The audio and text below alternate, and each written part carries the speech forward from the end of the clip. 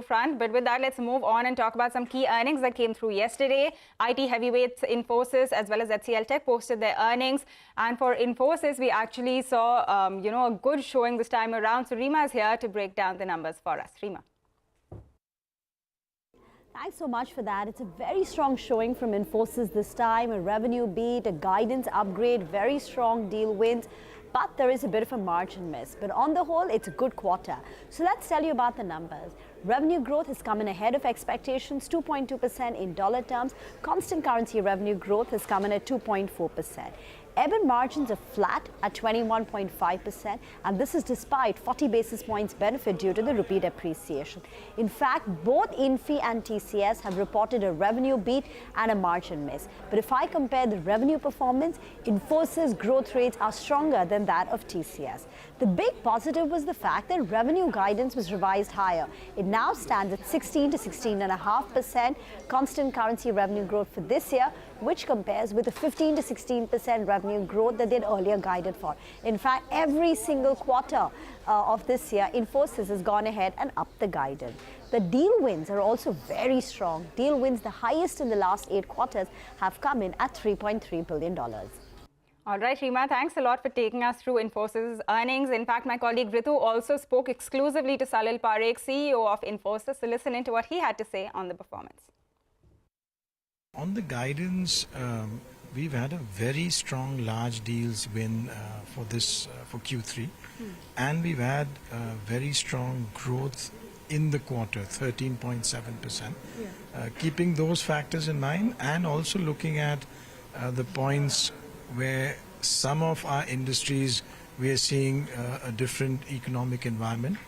For example, in financial services, in mortgages or investment banking, in telco, in high-tech, retail, so on.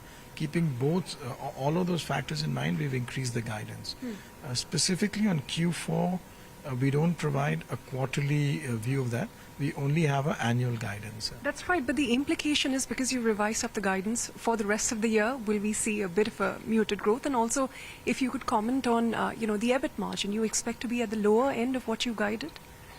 On the Q4, so first, with the change in the guidance, typically Q3 and Q4 are seasonally weak quarters for Infosys in any case. So those factors still continue.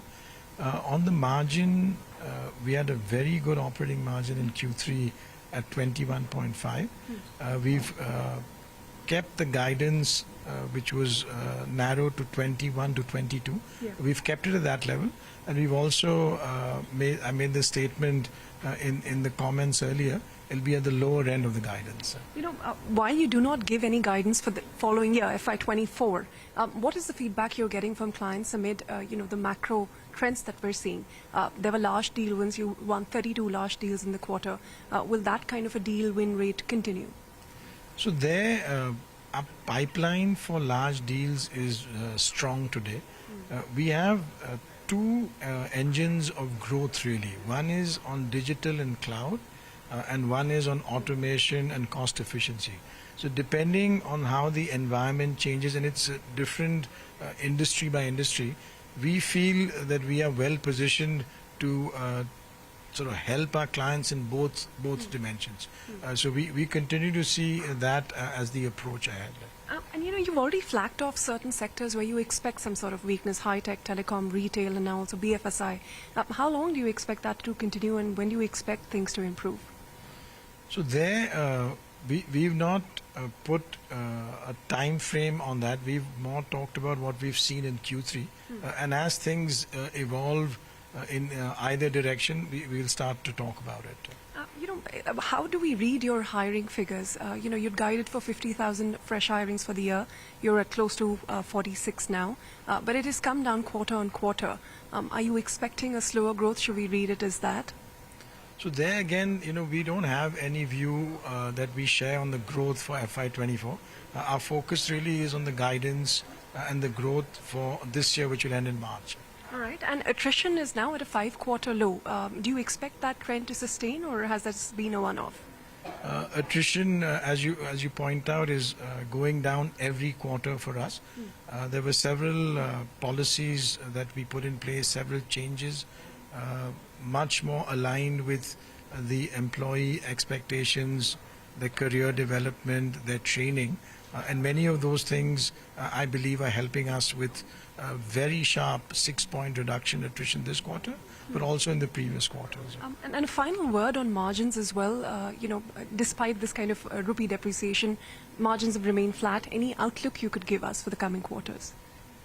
On the margin, I think we have the guidance for this financial year, but beyond that, we don't have a guidance for the next financial year on the margin.